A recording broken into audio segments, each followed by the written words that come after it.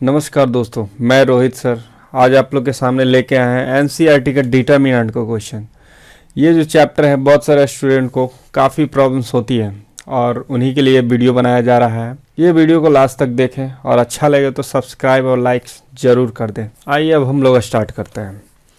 अगर हम लोग हॉरिजॉन्टल लाइन बनाते हैं तो ये मेरा क्या हो जाएगा, रो हो जाएगा।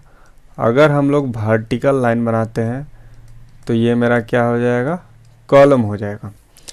फॉर एग्जांपल लेते हैं हम लोग 1 2 3 4 5 6 7 8 9।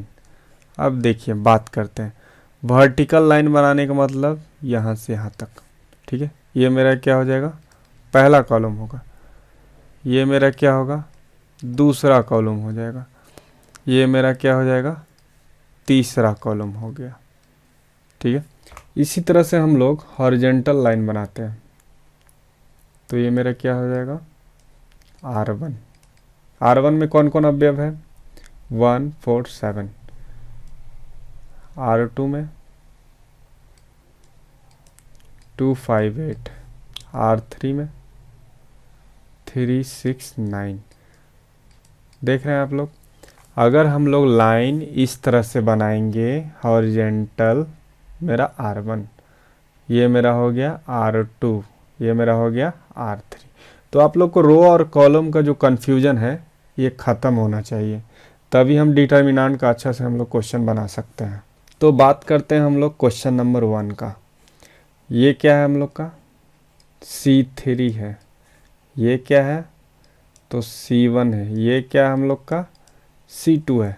इस तरह से हम लोग लाइन बना रहे हैं, ठीक है। तो हम लोग C3 को चेंज करेंगे। C3 को हम लोग चेंज करते हैं C3 माइनस C2। तो हम लोग को भली भांति पता रहना चाहिए कि C3 में क्या है, C2 में क्या है। C3 में हम लोग C2 को घटा रहे हैं तो C3 का पहला अवयव x प्लस a है और C2 का पहला अवयव a है। तो C3 का पहला अवयव में से हम C2 के पहला अवयव को घटाएंगे। तो यहाँ पे हम लोग लिखते हैं। तो यहाँ पे देखिए C1 C2 हम लोग चेंज नहीं कर रहे हैं तो जैसे वैसे लिख दिए। C2 भी जैसे है वैसे लिख देंगे हम लोग। तो C3 का पहला अवयव को हम C2 के पहले अवयव से घटाएंगे तो क्या हो जाएगा, माइनस a। इसी तरह से नीचे लिखेंगे y plus B minus B, Z plus C minus C. आप लोग देख रहे हैं यहाँ पे कि C3 का दूसरा अवयव C2 के दूसरा अवयव से घटाया गया है, y plus B minus B. इसी तरह से नीचे हम लोग करेंगे जेड प्लस सी, तीसरा अवयव को हम लोग घटा दिए। यहाँ पे आप लोग देख रहे हैं C कट जाएगा, B भी कट सकता है, A कट जाएगा। तो हम लोग का बच क्या रहा है, x y z a b c। इधर क्या हम लोग का बच रहा है, x y z। अब आप लोग देखिए यहाँ पे आप लोग देख रहे हैं C1 बराबर है C3 के। तो इसका मान क्या जानते हैं हम लोग, कोई भी दो रो या दो कॉलम आपस में बराबर होंगे तो डिटर्मिनेंट का जो वैल्यू होता है, मान होता है, वो मेरा क्या होता है, 0 होगा। अब हम लोग दूसरा क्वेश्चन बनाएंगे। देखिए शुरुआत में आप लोग को जो है काफ़ी प्रॉब्लम्स होंगी, आप लोग को पता नहीं चलेगा कि हमको रो चेंज करना है या कॉलम चेंज करना है। इसलिए आप लोग जो है 2-4 क्वेश्चन जो है मेरे तरीक़ों के अनुसार बनाइए। इसके बाद आप लोग जो है खुद पता कर लीजिएगा कि चेंज कैसे होगा। तो आइए फिर देखते हैं। तो हम लोग यहाँ पर रो के द्वारा भी बना सकते हैं, कॉलम के द्वारा भी बना सकते हैं। तो रो को चेंज करना हो तो कैसे चेंज करेंगे, R1 चेंज करेंगे, R1 plus R2 plus R3। या हमको कॉलम के द्वारा बनाना है तो कॉलम को चेंज करेंगे, C1 चेंज करेंगे, C1 plus C2 plus C3। तो यहाँ पर जो हम लोग क्वेश्चन बनाएंगे कॉलम चेंज करके बनाएंगे। C1 चेंज करेंगे, C1 plus C2 plus C3। आप लोग को पता होना चाहिए कि C1 में क्या क्या है। तो C1 में देखिए आप लोग ये चीज़ दिया हुआ a minus B, b minus C, c minus A. तो बस हम लोग जो है C1 चेंज करेंगे। तो C1 में क्या करना होगा हम लोग को, C1 का पहला एलिमेंट C2 का पहला एलिमेंट और C3 का पहला एलिमेंट को जोड़ देना है। देखिए यही चीज़ दिया हुआ है, C1 plus C2 plus C3। तो जोड़ने पर कितना आएगा देखते हैं, A minus B plus B minus C plus C minus A. इसी तरह से हम लोग क्या करेंगे, C1 का जो दूसरा एलिमेंट C2 के दूसरा एलिमेंट के साथ जोड़ेंगे, फिर C3 के दूसरा एलिमेंट के साथ जोड़ेंगे। इसके बाद तीसरा एलिमेंट C1 का C2 के तीसरा एलिमेंट के साथ जुटेगा, फिर C3 का तीसरा एलिमेंट के साथ जुटेगा। ठीक है, फिर से देखिए आप लोग, C1 क्या चेंज किया, C1 plus C2 plus C3। तो इसमें क्या होगा, C1 का पहला एलिमेंट C2 के पहला एलिमेंट और C3 के पहला एलिमेंट से हम लोग जोड़ दिए। लिखेंगे कहाँ पर, तो C1 की जगह लिखेंगे। फिर C1 का जो है दूसरा एलिमेंट C2 के दूसरा एलिमेंट और C3 के दूसरा एलिमेंट के साथ जोड़ देंगे। फिर इसी तरह से C3 का तीसरा एलिमेंट C2 के तीसरा एलिमेंट और C3 के तीसरा एलिमेंट के साथ जोड़कर हम लोग C1 में लिख दिए। देखिए हम लोग C2 और C3 को चेंज नहीं किए हैं, तो जो है वैसे वो आप लिख दीजिए यहाँ पे, A माइनस बी, इसी तरह से C minus A, A minus B, B minus C हो गया आप लोग का। देखिए यहाँ पे आप लोग देख रहे हैं कि मेरा जो है A कैंसिल, B से B कैंसिल हो चुका है, C से C कैंसिल हो चुका है, यहाँ B कैंसिल, A से A कैंसिल, C से C, मतलब सारा कट जा रहा है। देख रहे हैं आप लोग, सारा कट गया। तो यहाँ पे हम लोग देख रहे हैं क्या बचेगा, 0, यहाँ भी 0, यहाँ भी 0। C2 जैसे है आप लोग वैसे लिख दीजिए, C minus A, A minus B, यहाँ पर C minus A, A minus B, B minus C हो गया। जैसे वैसे लिख दीजिए आप लोग। अब देखिए यहाँ पर डिटर्मिनेंट का क्या रूल है, किसी भी एक रो या एक कॉलम में मेरा सारा एलिमेंट 0 होगा तो मेरा जो है डिटर्मिनेंट का मान क्या हो जाएगा, 0 हो जाएगा। यही लाना था हम लोग को RHS। अब हम लोग क्वेश्चन नंबर 3 बनाते हैं। यहाँ पर हम लोग देख रहे हैं कॉलम 3 में सबसे बड़ा संख्या है, ठीक है।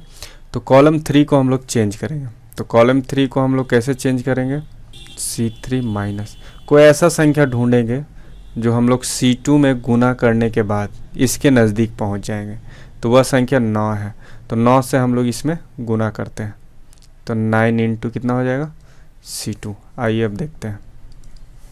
तो हम लोग C1 C2 को चेंज नहीं कर रहे हैं, तो इसको जैसे है वैसे लिख देते हैं, ठीक है। C1 फिर लिखते हैं C2। अब यहाँ पे देखिए 65, C3 माइनस 9 इंटू C2। तो फर्स्ट एलिमेंट हम लोग का कितना है, 65, तो 65 माइनस, अब C2 का फर्स्ट एलिमेंट कितना है, 7, तो 7 में हम लोग को कितना से गुना करना पड़ेगा, 9 से, तो कितना हो जाएगा, 9 से गुना करने पर 63। फिर इसी प्रकार सेकंड जो एलिमेंट है हम लोग का कितना है, 75, 75 में हम कितना घटाएंगे, 8 है, तो 8 में हमको 9 से गुना करना होगा, तो 72। फिर इसी प्रकार 86 माइनस, तीसरा अवयव है C2 का 9, इसमें हमको 9 से गुना करना पड़ेगा, तो कितना हो जाएगा, 81 हो जाएगा। आगे फिर क्या होगा, C1 C2 चेंज नहीं किए हैं, तो हम लोग का जैसे वैसे रहेगा, 7 8 9। अब यहाँ देखिए 65 में से हम लोग 63 घटाएंगे तो कितना आएगा, 2। 75 में से 72 घटाएंगे तो कितना आ जाएगा, 3 आ जाएगा। 86 में से 81 घटाएंगे तो कितना आ जाएगा, 5 आ जाएगा। इसके बाद हम लोग देख रहे हैं C1 बराबर है C3 के, यहाँ पर हम लोग देख रहे हैं C1 बराबर है C3 के। कोई भी दो रो या दो कॉलम आपस में बराबर होंगे तो डिटर्मिनेंट का जो मान होगा हम लोग का 0 हो जाएगा। यही हमको लाना है। अब हम लोग क्वेश्चन नंबर 4 बनाते हैं। तो दिया हुआ इतना और हम लोग को लाना कितना है, 0 लाना है। तो LHS हम लोग लेके चलते हैं। पहला स्टेप जो होगा हम लोग का C1 C2 जैसे वैसे लिख देते हैं। यहाँ पर BC, यहाँ पर CA, यहाँ पर AB। देखिए इसमें हम लोग क्या करेंगे, गुना कर देंगे। तो गुना करने पर क्या आएगा, AB प्लस CA, इधर क्या हो जाएगा, BC प्लस AB, नीचे क्या हो जाएगा, CA प्लस BC हो जाएगा। ठीक है। अब अगला स्टेप देखिए, यहाँ पर अब हम लोग C3 को चेंज करते हैं। तो C3 को हम लोग कैसे चेंज करेंगे, तो C3 प्लस हम लोग कर देते हैं C। तो आइए फिर देखते हैं आगे क्या होता है। C1 जैसे वैसे लिख देते हैं, C2 भी आप लोग को जैसे है वैसे लिख देना है। तो हम लोग को चेंज किस में कर रहे हैं, तो C3 में कर रहे हैं। C3 में चेंज क्या कर रहे हैं, C3 प्लस C2। तो फर्स्ट एलिमेंट C3 का है AB प्लस CA और फर्स्ट एलिमेंट जो है C2 का BC, इसको हम लोग इसमें जोड़ देंगे।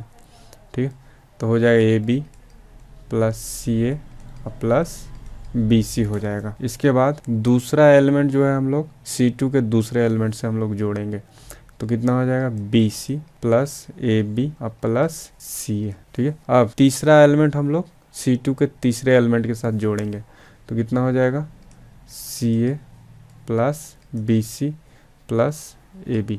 अब आप लोग देख रहे हैं कि AB plus BC plus CA तीनों में है, हम लोग जो है A plus B plus C लिखें या B plus C plus A लिखें, बात बराबर है। तो हम लोग क्या करेंगे, AB plus BC plus CA common ले लेंगे, AB plus BC plus CA। तो कॉमन लेने के बाद क्या बचेगा देखते हैं, ये तो C1 हुआ, BC, C2 हो गया, ये AB। C3 में क्या बचेगा, आप लोग इसमें से तीनों कॉमन ले चुके हैं, तो यहाँ पे कुछ नहीं बस एक बचेगा, देख रहे हैं। अब देखिए, तो हम लोग देख रहे हैं यहाँ पर कि C1 बराबर है C3 के, क्या हो जाएगा इसका, ये हो जाएगा 0। दो रो या दो कॉलम आपस में बराबर होते हैं तो डिटर्मिनेंट का जो मान होता है हम लोग का क्या हो जाता है, 0 हो जाता है। इसका मतलब इसका आंसर जो हो गया 0, यही लाना था हम लोग को।